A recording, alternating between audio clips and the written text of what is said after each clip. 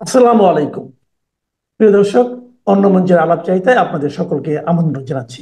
প্রিয় বন্ধুরা, প্রীতি সালাম এবং শুভেচ্ছা নেবে। বাংলাদেশের রাজনীতি এমন একটা থমথমে অবস্থায় গিয়ে দাঁড়িয়েছে যে এখানে কিছু নিশ্চিত করে বলাও যাচ্ছে না, আবার মানে কিছু যে কোথাও একটা সমস্যা তৈরি হচ্ছে, কোথাও একটা ঘটনা ঘটতে যাচ্ছে, এরকম একটা অবস্থা, মানে ঝড়ের আগে যেমন থমথমে অবস্থা হয়।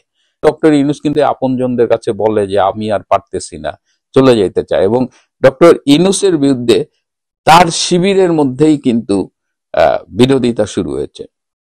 এই উপদেষ্টাদের মধ্যেই একজন ডক্টর ইউনূসকে সরিয়ে নিজেই প্রধান উপদেষ্টা হতে চায়, এবং সে আবার মার্কিন লবির খুব ঘনিষ্ঠ। হ্যাঁ, তো সে বিভিন্ন জায়গায় বলেও বেড়াচ্ছে যে আমি কি ইউনূসের রিক্রুট নাকি, আমি চাইলেই ইউনূস থাকবে, না চাইলে না। সো ইউনূসের ঘরের মধ্যে বিভীষণ আছে, এর বাইরেও আবার আরেকজন, আপনারা জানেন যে আমার দেশের সেই সম্পাদক, সেই জঙ্গিদের অন্যতম গডফাদার বাংলাদেশে মাহমুদুর রহমানকে প্রধান উপদেষ্টা করার জন্য আর এক গ্রুপ উঠে পড়ে লাগছে। এর বাইরে আবার ফরহাদ মজার, তিনি আবার নিজেই প্রধান উপদেষ্টা হতে যাচ্ছেন। এদের উদ্দেশ্য হলো যে এরা প্রধান উপদেষ্টা হইতে পারলে যেটা হবে, এরা নির্বাচনটা দেবে না, এরা তখন এই বিপ্লবী সরকার, সংস্কার, বিচার এইসবের ধান্দা করে তারা নির্বাচনটা দীর্ঘায়িত করতে চায়। তারা নির্বাচনটা কেন দিতে চায় না? তাদের কথা হলো যে আমরা আন্দোলন করছি, আমরা শেখ হাসিনা সরকারকে সরাইছি, এখন বিএনপি কেন ক্ষমতায় আসবে? আমাদের কষ্টের উপরে, আমাদের রক্তের উপরে দাঁড়িয়ে বিএনপি কেন ক্ষমতায় আসবে? তারা এই যে বিএনপি আর আমেরিকার যে রিসেন্ট আন্ডারস্ট্যান্ডিংটা হয়েছে, এটা তারা মানতে পারতেছে না। এটা মাহমুদুর রহমান গ্রুপ বলেন, ফরহাদ মজার গ্রুপ বলেন, এরা মানতে পারতেছে না। ডক্টর ইউনূসের হইলো, ডক্টর ইউনূস বাধ্য হয়েছে আর কি। ডক্টর ইউনূস হলো যে এনসিপির উপরে ভরসা করা যায় না। জামাত যতই মানে রাষ্ট্র পৃষ্ঠপোষকতা দিক, 7 থেকে 8% বেশি তাদের পপুলারিটি বাড়তেছে না। সো এই অবস্থায় ইউনূস যদি সেফ এক্সিট চায়, তাহলে তার একমাত্র অপশন হইলো যে বিএনপির উপরে যদি ভর করা যায়, এবং তিনি আমেরিকাকে সেভাবে কনভিন্স করছেন যে বিএনপিকে ক্ষমতা দিয়ে দেখেন, একটা ফেয়ার ইলেকশন, একটা ভোটাধিকারের জন্য এত কথা বললেন, আর এখন সবাই যার যার মতো করে মানে ঠিক করতেছে। ইভেন যদি ইলেকশনও হয়, সেই ইলেকশনের রেজাল্টটা আগে থেকে নির্ধারিত, তাহলে আর এটা ফেয়ার ইলেকশন কেমনে হয়? বাংলার মানুষ কি চায় সেটা আপনারা লন্ডনে বসে ঠিক করবেন, আর বিনা নির্বাচনে ক্ষমতা ভোগ করার মজাই আলাদা। এই স্বাদ তো এনসিপি পাইছে, জামাত পাইছে। তো এইটা নিয়ে, এটা হলো ইনুসের কেন্দ্রিক। এখন ইনুসের আসলে মানে চলে যেতে হবে। এখন সে কি একটা নির্বাচন দিয়ে বিএনপি বা যাকেই হোক ক্ষমতা দিয়ে যেতে পারবে, নাকি তার আগেই তাকে চলে যেতে হবে? এটারও একটা মেকানিজম আছে, যেটা বললাম যে মাহমুদুর রহমানরা চাচ্ছে তাকে সরিয়ে এখনই প্রধান উপদেষ্টা হতে। এর বাইরে রাষ্ট্রপতিকে নিয়েও একটা গেম চলতেছে।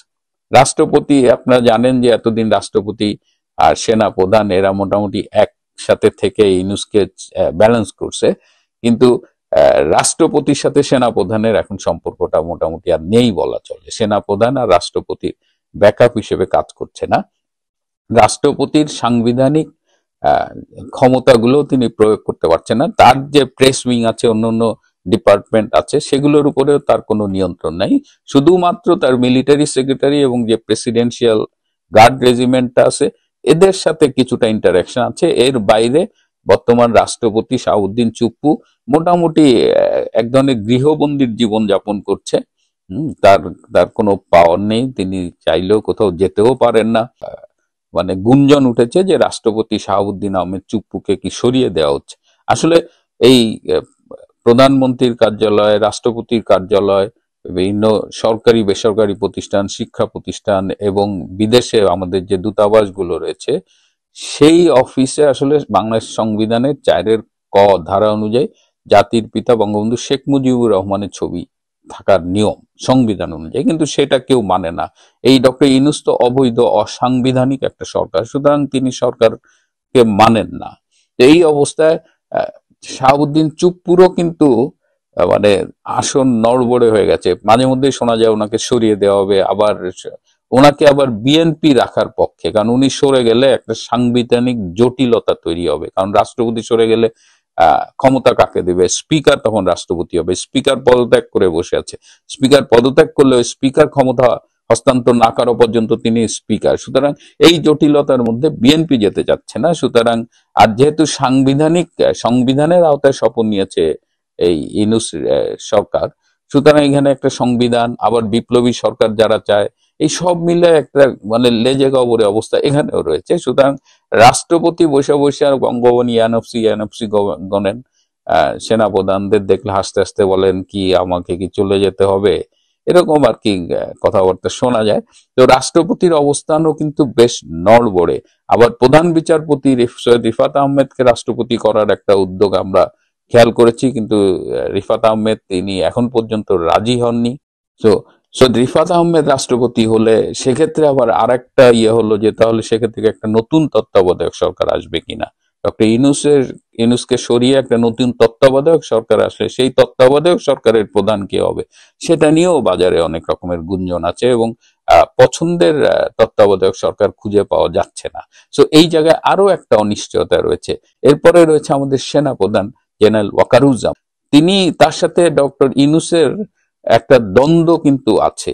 তারা মিলেমিশেও একদিকে কাজ করেন, আবার দ্বন্দ্ব আছেন। তার মধ্যে একটা হলো যে এই যে সাভার ক্যান্টনমেন্ট 9 ডিভিশন, এটা খুব ইম্পর্টেন্ট, এবং ঢাকা শহর মোটামুটি সাভার ক্যান্টনমেন্ট থেকেই গার্ড দিয়ে রাখা হয়।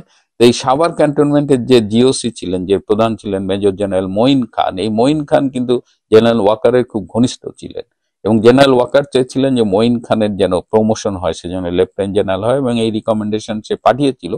ডক্টর ইউনূস সেটা অ্যাকসেপ্ট করেনি, এবং সেখানে অলরেডি নতুন জিওসি মেজর জেনারেল আসাদকে সেখানে পোস্টিং দেওয়া হয়েছে। So Asad will take over.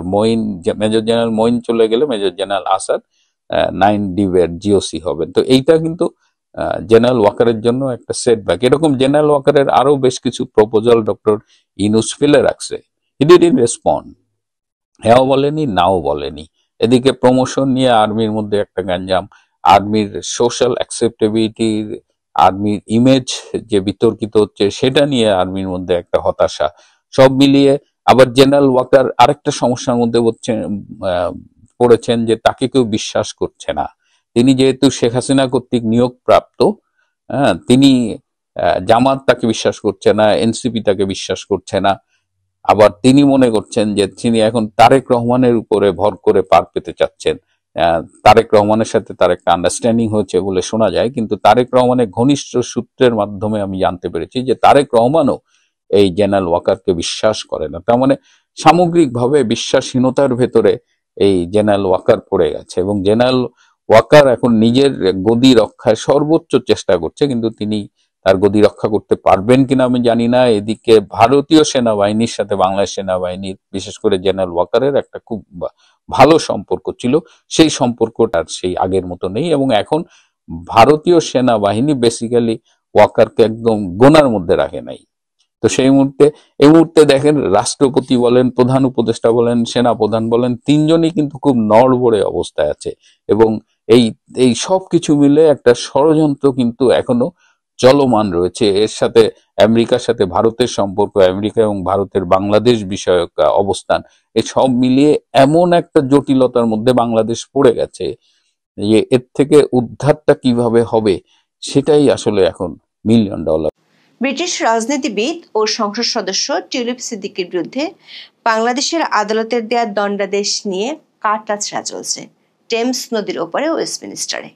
ব্রিটেনের সাবেক প্রধানমন্ত্রী টনি ব্লেয়ারের স্ত্রী চেরি ব্লেয়ার কেসি গণমাধ্যমে দেয়া সাক্ষাৎকারে এই মামলার রায়কে রাজনৈতিক উদ্দেশ্য প্রণীত বলে মত দিয়েছেন। ব্রিটেনের রাজপরিবারের নিয়োগকৃত রাজার আইন উপদেষ্টা হিসেবে পরিচিত এই আইনজীবী বলেছেন, এই রায়ে টিউলিপের এমপি পদ ও লেবার পার্টির সদস্য পদ কোনো কিছুতেই আঁচ পড়বে না। এরই মধ্যে টিউলিপের দল লেবার পার্টির পক্ষ থেকে বলা হয়েছে, অভিযুক্ত হিসেবে টিউলিপ ন্যূনতম ন্যায় বিচারের সুযোগ না পাওয়ায় তারা এই বিচারের রায় মানছে না। উল্টো আশঙ্কা দেখা দিয়েছে, টিউলিপ যেহেতু ক্ষমতাসীন দলের এমপি, তাই ব্রিটিশ সরকারের পররাষ্ট্র দপ্তর বা এফসিডিও এর মাধ্যমে বাংলাদেশ সরকারের কাছে কৈফিয়ত তলব করতে পারে। এদিকে ব্রিটিশ সংবাদ মাধ্যম স্কাই নিউজের রাজনৈতিক প্রতিবেদক রব পাওয়েল বলছেন, বাংলাদেশ সরকারের বিরুদ্ধে মানহানির মামলা দায়েরের কথা ভাবছেন ব্রিটিশ এই সংসদ সদস্য। তবে আমাদের বিশ্লেষণ হলো, অন্য দেশে হওয়া মামলার রায় নিয়ে ব্রিটেনের আদালতে এ ধরনের মামলা করা প্রায় অসম্ভব। ব্রিটিশ আদালতে না হলেও টিউলিপ সিদ্দিক বাংলাদেশ সরকারের বিরুদ্ধে কমপক্ষে 2টি আন্তর্জাতিক সংস্থায় নালিশ বা অভিযোগ জানাতে পারেন। সংস্থা দুটির একটি হলো জাতিসংঘ মানবাধিকার কমিটি এবং অন্যটি হলো ইন্টার পার্লামেন্টারি ইউনিয়ন বা IPU এর committee on the human rights of parliamentarians. Plot দুর্নীতি মামলায় টিউলিপের বিরুদ্ধে আনা অভিযোগ ও বিচারিক প্রক্রিয়ার সুনির্দিষ্ট কয়েকটি দুর্বলতা তুলে ধরে এই দুটি সংস্থা নালিশ করার প্রস্তুতি নিচ্ছে টিউলিপের আইনজীবীরা। 1 ডিসেম্বর ঢাকার একটি বিশেষ জজ কোর্ট প্লট দুর্নীতির এক মামলায় ব্রিটিশ লেবার পার্টির MP টিউলিপ সিদ্দিককে 2 বছরের কারাদণ্ড দিয়েছে। তিনি যদিও হ্যাম্পস্টেড ও হাইগেটের MP, পাশাপাশি তিনি বাংলাদেশের প্রধানমন্ত্রী শেখ হাসিনার বোনের মেয়ে। এই রায়ের পরপরই টিউলিপ সিদ্দিক ক্ষুব্ধ হয়ে ওঠেন এবং এই বিচারকে সম্পূর্ণ ফার্স এবং ক্যাঙ্গারু কোর্টের রায় বলে অভিহিত করেন। তিনি বারবারই অভিযোগ করেছেন যে মামলাটি সাজানো বা ফেব্রিকেটেড। প্লট দুর্নীতির অভিযোগে বাংলাদেশের আদালতে ব্রিটিশ MP টিউলিপ সিদ্দিকের রায়কে স্বীকৃতি দিতে রাজি নয় যুক্তরাজ্যের ক্ষমতাসীন দল লেবার পার্টিও।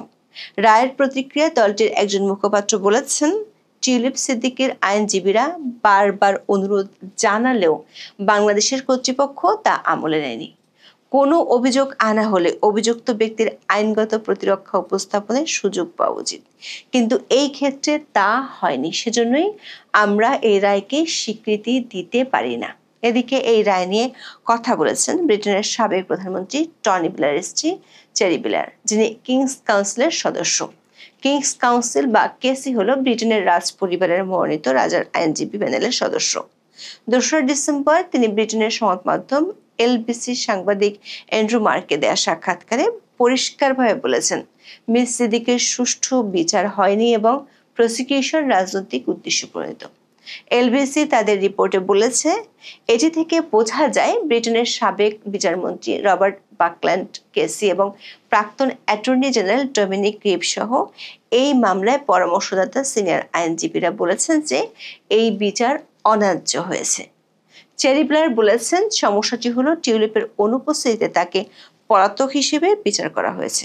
সমস্যাটি হলো এই কার্যক্রমে তার কোনো আইনি প্রতিনিধিত্ব ছিল না এবং লন্ডনে তার আইনজীবীরা কর্তৃপক্ষকে অবহিত করার চেষ্টা করেছিলেন যে তিনি এখানে আছেন এবং তার বিরুদ্ধে অভিযোগের জবাব দিতে প্রস্তুত, এবং তার বিরুদ্ধে এই অভিযোগের বিশদ বিবরণ চাওয়া সত্ত্বেও বাংলাদেশ কর্তৃপক্ষ এককভাবে তাকে একটি প্রমাণও দিতে ব্যর্থ হয়েছে যাতে তিনি প্রতিক্রিয়া জানাতে চাইলেও পারেন।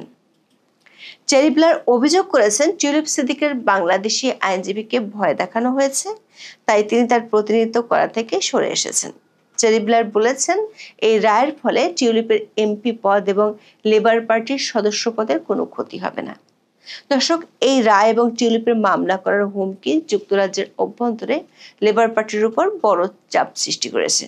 লেবার পার্টি যেহেতু আনুষ্ঠানিকভাবে এই রায় প্রত্যাখ্যান করেছে, তাই তারা এখন তাদের নির্বাচিত MPর পিছনে কূটনৈতিক সমর্থন দেওয়ার চিন্তা ভাবনা করছে। বিশেষ করে ব্রিটেনের সরকার বিরোধী বলে পরিচিত এমন কয়েকজন হাই প্রোফাইল আইনজীবী টিউলিপের বিরুদ্ধে দেয়া এই রায়কে অন্যায্য এবং রাজনৈতিক উদ্দেশ্য প্রণীত বলে মত দেয় লেবার পার্টি। বিষয়টি নিয়ে বাংলাদেশ সরকারের কাছে আনুষ্ঠানিক কৈফিয়ত চাইতে পারে।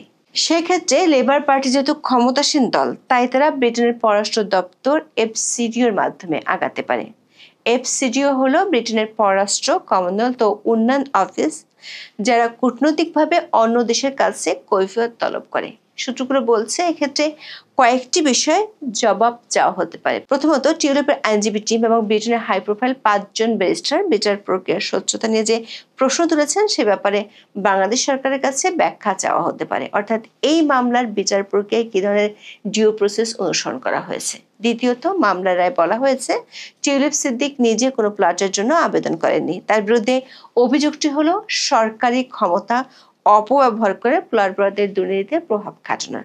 মামলার সারসংক্ষেপে বলা হয়, টিউলিপ তার খালা মানে তৎকালীন প্রধানমন্ত্রী শেখ হাসিনার উপর প্রভাব খাটিয়েছিলেন যাতে তার মা শেখ রেহানা এবং অন্য 2 ভাই বোন ঢাকার একটি সরকারি প্রকল্পে একটি প্লট লাভ করতে পারেন। রায় আদালত বলেছেন, আসামি টিউলিপ সিদ্দিক তার খালা সাবেক প্রধানমন্ত্রী শেখ হাসিনার একান্ত সচিব সালাউদ্দিনকে মোবাইল, ইন্টারনেটের বিভিন্ন অ্যাপ সহ সরাসরি যোগাযোগ করে প্রভাবিত করেছেন বলে সাক্ষীদের জবানবন্দির মাধ্যমে প্রমাণিত হয়েছে। কিন্তু ব্রিটিশ সংবাদ মাধ্যমগুলোতে বাংলাদেশের রাষ্ট্রপক্ষের আইনজীবীদের সাক্ষাৎকার প্রচারিত হয়েছে। সেখানে তারা বলেছেন কোনো ধরনের ডিজিটাল এভিডেন্স তারা আদালতে হাজির করতে পারেননি। বিশেষ করে রাষ্ট্রপক্ষ দুর্নীতির অভিযোগ প্রমাণ করতে দুর্বল ডিজিটাল সাক্ষ্য বা কেবল প্রভাব খাটানোর মতো অপ্রত্যক্ষ প্রমাণের উপর নির্ভর করছে কিনা, যা বাংলাদেশের সাক্ষ্য আইনের 65B ধারা অনুযায়ী ফরেনসিক প্রয়োজনীয়তা পূরণ করেনি। কূটনৈতিক বিশেষজ্ঞরা বলেছেন, টিউলিপ সিদ্দিক বর্তমান ব্রিটিশ এমপি হওয়ায় এবং লেবার পার্টি এই রায়কে স্বীকৃতি দেবে না বলে ঘোষণা করায় এই মামলা যুক্তরাজ্যের সাথে বাংলাদেশের কূটনৈতিক সম্পর্ককে শীতল করতে পারে। সূত্রগুলো বলছে, বাংলাদেশের আদালত থেকে পূর্ণাঙ্গ রায় প্রকাশের পর বিষয়টি নিয়ে কাজ শুরু করতে পারে ব্রিটিশ পররাষ্ট্র দপ্তর। যুক্তরাজ্য ও বাংলাদেশের মধ্যে প্রত্যর্পণ চুক্তি না থাকায় এই মুহূর্তে টিউলিপকে নিয়ে খুব বেশি চিন্তিত নয় ব্রিটিশ সরকার। তবে ফৌজদারি দণ্ড থাকায় টিউলিপ সিদ্দিক বাংলাদেশে ভ্রমণ করতে পারবেন না। কিন্তু তার এই দণ্ড কমনওয়েলথভুক্ত দেশ সহ বাংলাদেশের মিত্র রাষ্ট্রগুলোতে তার আন্তর্জাতিক ভ্রমণের উপর নেতিবাচক প্রভাব ফেলতে পারে। সেজন্য বিষয়টি নিয়ে খুব শিগগিরই বাংলাদেশ সরকারের কাছে কূটনৈতিক চ্যানেলে জানতে চাইবে ব্রিটিশ সরকার। দর্শক, এদিকে ব্রিটিশ সংবাদ মাধ্যম স্কাই নিউজের রব পায়েল খবর দিয়েছেন, টিউলিপ সিদ্দিক বাংলাদেশ সরকারের বিরুদ্ধে আন্তর্জাতিক মানহানির মামলা করার কথা ভাবছেন। স্কাই নিউজের সাংবাদিক পায়েল বলেছেন, এই মামলা মোকাবেলা করতে যদিও টিউলিপ বাংলাদেশে যাচ্ছেন না, তবে ঢাকার কর্তৃপক্ষের বিরুদ্ধে মানহানির মামলা করার বিষয়ে আলোচনা চলছে বলে নানা সূত্রে খবর মিলেছে। ধারণা করা হচ্ছে, টিউলিপ সিদ্দিক তার দণ্ডের বিরুদ্ধে বাংলাদেশের কোনো উচ্চ আদালতে আপিল বা অভিযোগ করবেন না। সেক্ষেত্রে আমাদের বিশ্লেষণ হলো, ব্রিটেনের কোনো আদালতে টিউলিপ সিদ্দিকের পক্ষে এ ধরনের মামলা করা প্রায় অসম্ভব। ব্রিটিশ আইনজীবীরা মনে করেন এর পেছনে বেশ কয়েকটি কারণ আছে। প্রথমত, বিদ্বেষমূলক বিচারের মামলা সফল হতে হলে টিউলিপের বিরুদ্ধে আনা মূল ফৌজদারি মামলাটি তার পক্ষে নিষ্পত্তি হতে হবে। যেহেতু ঢাকার আদালত তাকে দোষী সাব্যস্ত করেছে, আপিলে খালাস না পাওয়া পর্যন্ত এই গ্রাউন্ডে মামলা করা সম্ভব নয়। দ্বিতীয়ত, সবচেয়ে বড় আইনি বাধা হলো বিদেশি সার্বভৌমত্ব রক্ষা করা বা ফরেন সভরিয়ান ইমিউনিটি।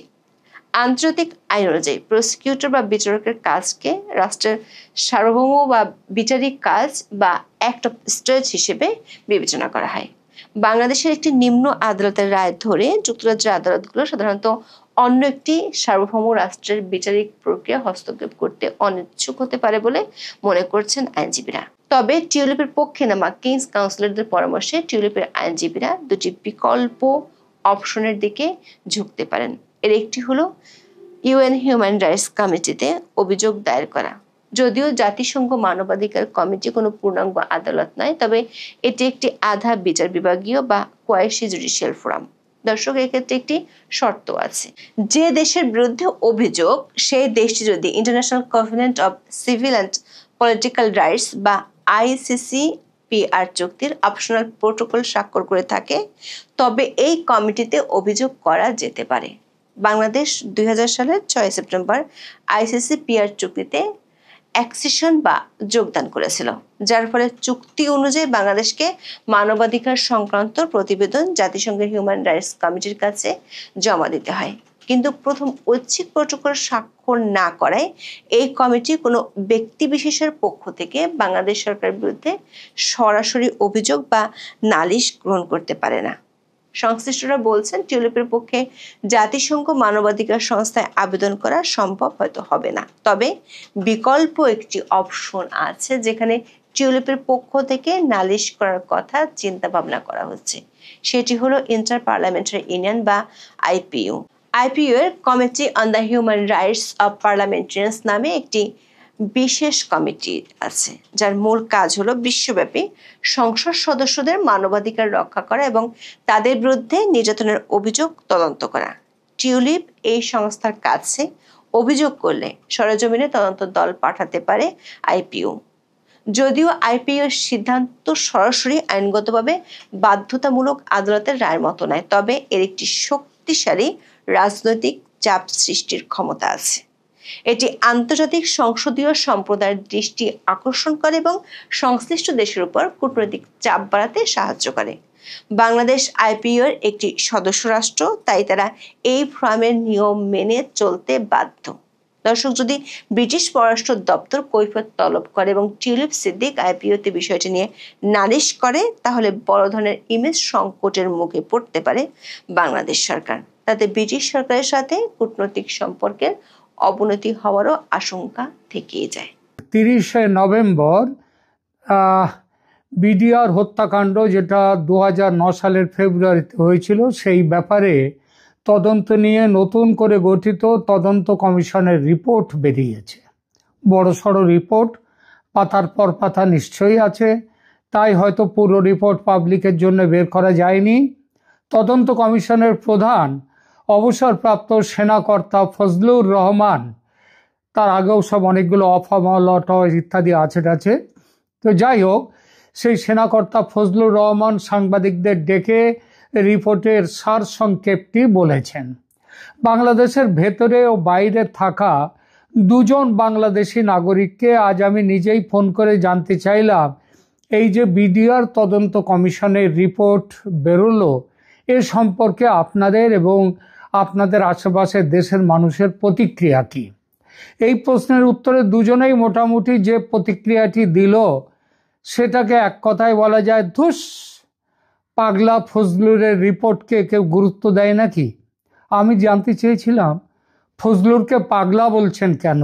এর উত্তরে একজন বললেন, ও তো সত্যিই কয়েক মাস পাগলাগারদে ছিল। পাগল বললে অপরাধ হালকা হয়ে যায়, আইনেও তাই বলে। যেমন কোনো পাগল যদি খুনও করে, তাকে মৃত্যুদণ্ড দেয়া যায় না খুনের জন্যে। ফজলুরকে তাই আর একজন অবশ্য পাগল বলতে রাজি হলেন না, বললেন তাতে ওর যে কত বড় ও যে কি সেটা বোঝানো কম হয়ে যায় ওর অপরাধটা।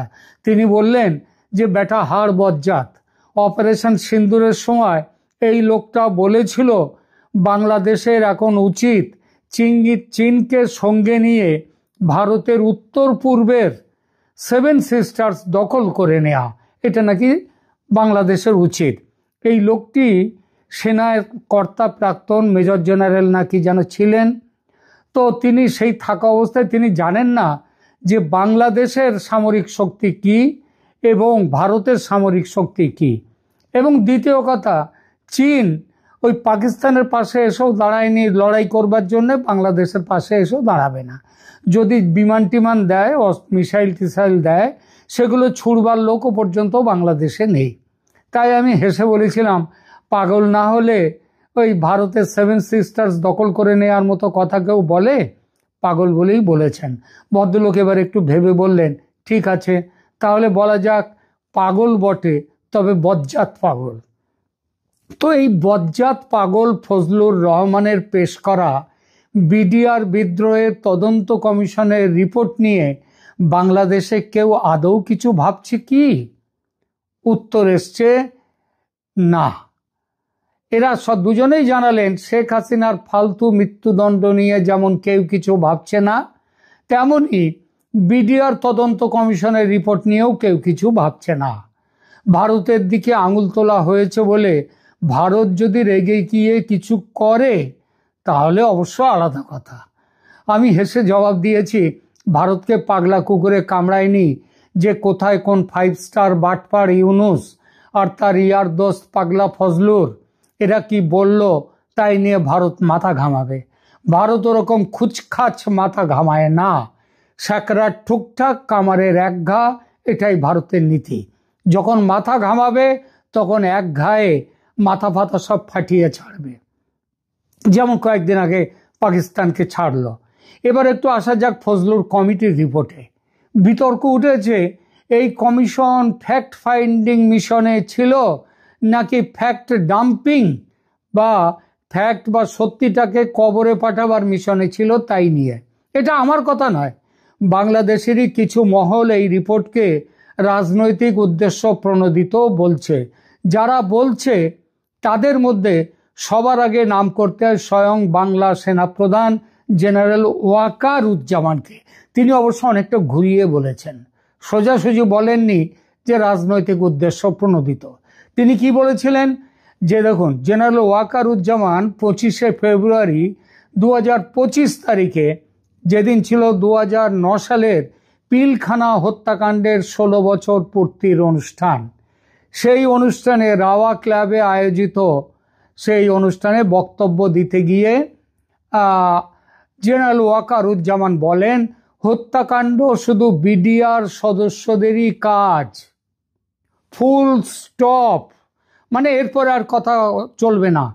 তিনি জোর দিয়ে বলেছিলেন সেদিন, পিলখানার হত্যাকাণ্ড পুরোপুরি তৎকালীন বিডিআর সদস্যরাই করেছে, অন্য কেউ নয়। এই নৃশংসতাটা সম্পূর্ণভাবে তৎকালীন বিডিআর সদস্যদের দ্বারাই সংগঠিত হয়েছে, ফুল স্টপ। এখানে কোনো ইফ আর বাট নেই। তিনি আরো বলেন, কোনো আর্মি সদস্য এই বর্বরতার সঙ্গে জড়িত ছিল না, এটা সব সময় মাথায় রাখতে হবে। বিচার ও সাজা পাওয়া বিডিআর সদস্যদের প্রশ্নবিদ্ধ না করার সতর্ক বার্তা তিনি দেন। তিনি দীর্ঘদিন ধরে চলমান বিচার প্রক্রিয়াকে অক্ষুণ্ণ রাখার কথা বলে নতুন করে প্রশ্ন তোলার বিরুদ্ধে সতর্ক করে দিয়েছিলেন। বলেছিলেন, আপনি যদি ইফ আর বাট আনেন, তাহলে 16-17 বছর ধরে যে বিচার প্রক্রিয়া চলছে, যাদের শাস্তি হয়েছে এবং যারা 16-17 বছর ধরে জেলে আছে, সেই বিচার প্রক্রিয়া ব্যাহত হবে। বিচার প্রক্রিয়া নষ্ট করবেন না। যারা শাস্তি পেয়েছে তাদের শাস্তি পাওয়ারই কথা। কমিশন গঠনের সরকারি সিদ্ধান্তকে সরাসরি সমালোচনা না করেও তিনি বটম লাইন বেঁধে দেন। একই বক্তৃতায় তিনি বলেন, বটম লাইন হলো, আমাদের যে অফিসাররা শহীদ হয়েছেন তারা বিডিআর সদস্যদের গুলিতেই নিহত হয়েছেন। অর্থাৎ কমিশন যাই বলুক না কেন, তিনি আগেই বটম লাইন বা উপসংহার ঠিক করে দিয়েছেন। কেবল বিডিআর সদস্যরাই হত্যার জন্য দায়ী, অন্য কিছু নিয়ে বেশি কথা তুললে তা যেন বিচার প্রক্রিয়াকে ডিস্টার্ব না করে। তিনি অভিযোগ করেছিলেন সেই দিন, সেই 25শে ফেব্রুয়ারি এবছরে, যে কিছু মানুষ এখন ভিন্ন মত দিচ্ছে এবং বিষয়টিকে ভিন্ন দিকে টানার চেষ্টা করছে। এটাতে আমাদের জন্য, কারো জন্য ভালো হবে না। কে বলেছেন কথাগুলি? বাংলাদেশের আসল শক্তির চাবিকাঠি যাদের হাতে আছে বলা হয়, সেই পরাক্রমশালী দেশপ্রেমিক সেনাবাহিনীর সর্বাধিনায়ক জেনারেল ওয়াকারুজ্জামান। একটি অবৈধ দখলদার সরকার যে সেনাবাহিনীকে ফুটো কড়ি দামও দেয় না, সেটা আর একবার প্রমাণ হলো এই ফজলুর তদন্ত কমিটির রিপোর্টে। দু চার কথায় বলি, এই যে ফজলুরের রিপোর্টের মূল বক্তব্য, তার মূল বক্তব্য হচ্ছে, ঘটনার দায় তৎকালীন ক্ষমতাসীন দল আওয়ামী লীগের। এই বক্তব্য মানলে বলতে হয়, আওয়ামী লীগ তার নিজের সরকারকে বিপাকে ফেলতে সবেমাত্র সিংহাসনে বসে, আসনে বসেই এই কাণ্ড ঘটিয়েছিল। আচ্ছা, এটা কি কখনো সম্ভব হয়? কোনো যার মাথায় একটু অন্তত ঘিলু বলে পদার্থ আছে, তারা ছাড়া সেও বোধহয় এ কথা মানবে না যে আওয়ামী লীগ ক্ষমতায় বসে নিজের দলের বিরুদ্ধে এত বড় একটা কাণ্ড ঘটালো, নিজের সরকারের বিরুদ্ধে। পাগল ছাড়া এ কথা কেউ বিশ্বাস করে না, কিন্তু পাগলা ফজলুর সেটাই করেছেন। দ্বিতীয় কি বলা হয়েছে এখানে, এটি কোনো বিচ্ছিন্ন ঘটনা নয়, পরিকল্পিত হত্যাকাণ্ড। যারা নিহত হয়েছেন তাদেরকে পরিকল্পনা করে হত্যা করা হয়েছে। কারা তার মূল নিহত হয়েছিলেন? সেনাবাহিনীর লোকজন বেশি। তারপরে বিডিআর তাদেরকে যতটা নিহত হওয়ার কথা সেই তুলনায় তা হয়নি, তাদেরকে ধরে পরে তাদেরকে জেলখানায় দেয়া হয়েছে। আর বলেছেন কি, এর মূল সমন্বয়কারী হচ্ছেন কে? লীগ নেতা শেখ ফজলে নূর তাপস। তিনি ওই ঢাকারই একটা দিকের তিনি মেয়র ছিলেন। সেই একই কথা বলা যায় এখানেও। তাপসের, আচ্ছা তাপসের এই কাজে কি লাভ, কেন তিনি এই কাজ করবেন, তার কোনো জবাব কিন্তু পাগলা ফজলুরের রিপোর্টে নেই। তিনি টাকার জন্য এটা করেছেন নাকি নিজের ক্ষমতা বাড়া দেখাবার জন্য এটা করেছেন, তার কোনো রিপোর্ট নেই এখানে। 3 নম্বর, ফজলুরের আবার কি এই রিপোর্টের বক্তব্য যে ঘটনায় তৎকালীন প্রধানমন্ত্রী শেখ হাসিনার সবুজ সংকেত ছিল এবং তিনি ক্ষমতায় টিকে থাকার জন্য এই ঘটনা ঘটিয়েছেন। যিনি 2 মাস আগে না 1 মাস আগে ক্ষমতায় এসেছেন ভোটে জিতে 5 বছরের জন্যে, তিনি ক্ষমতায় এসে তার বিরুদ্ধে এমন কি হলো যে তিনি নিজেই সরকারের থেকে এত বড় একটা ব্যাপার ঘটিয়ে দিলেন, তার একটা সরকারের বিপদ ডেকে আনলেন। এটা কোনো পাগলে এটা বিশ্বাস করতে পারে? কিন্তু পারে, পাগলা ফজলুর তাই পেরেছেন, তিনি তাই লিখেছেন। 4 নম্বর দেখুন, আরো একটা জিনিস হচ্ছে কি, তদন্তে একটি বিদেশি শক্তি মানে ভারত, ভারতের যোগসাজশের ভূমিকা আছে। বাংলাদেশে কেন তেল নেই, কারণ ভারত। কেন জল বেশি, ভারত। কেন খাবার নেই, ভারত। সব কিছুর জন্য ভারত দায়ী। এরপরে যদি কারোর বাড়িতে বিবি চলে যায়, তার জন্য দায়ী হবে ভারত। বাটপার ইউনূসের দেশ শাসনের এটা হলো গিয়ে ট্যাগলাইন, যা গালাগাল দিতে হয় ভারতকে লক্ষ্য করে দাও, নতুন কিছু নয়। ফজলুর রহমান তিনি পাগল, আর সেই সঙ্গে মাতাল হলেও তালে যে ঠিক সেটা বুঝিয়ে দিয়েছেন। তারপর আর কি বলেছেন, বলেছেন হত্যাকাণ্ড ঠেকাতে তৎকালীন সরকার, পুলিশ এবং গোয়েন্দা সংস্থাগুলি মারাত্মক রকমের ব্যর্থতা ছিল। হ্যাঁ, মারাত্মক রকমের।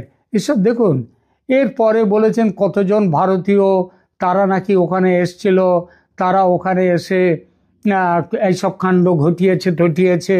এসবগুলো নিয়ে অনেক গল্প গাছা আছে। এসব গল্পগুলো মানে সাধারণ মাথায় যারা আছেন, সাধারণ বুদ্ধির লোক, তারা তো বিশ্বাস করবেন না। যাদের ঘিলু বলে পদার্থ নেই কিংবা অতিরিক্ত ঘিলু থাকার জন্য মাথার মধ্যে যাদের ঘিলু একেবারে গিজগিজ করছে, গিজগিজ ঘিলুর জন্যে বেশি পণ্ডিত হলে আবার একটু মূর্খ হয়ে যায়। তো সেই রকম ওই পাগলা ফজলুর হচ্ছে সেই রকমই। তিনি এইসব অনেক কিছু ছাইপাশ লিখে গেছেন, সেসবগুলো নিয়ে আর বিরাট কিছু বলছি না, এগুলো বলার জায়গাও নেই। সুতরাং থামছি এখানেই।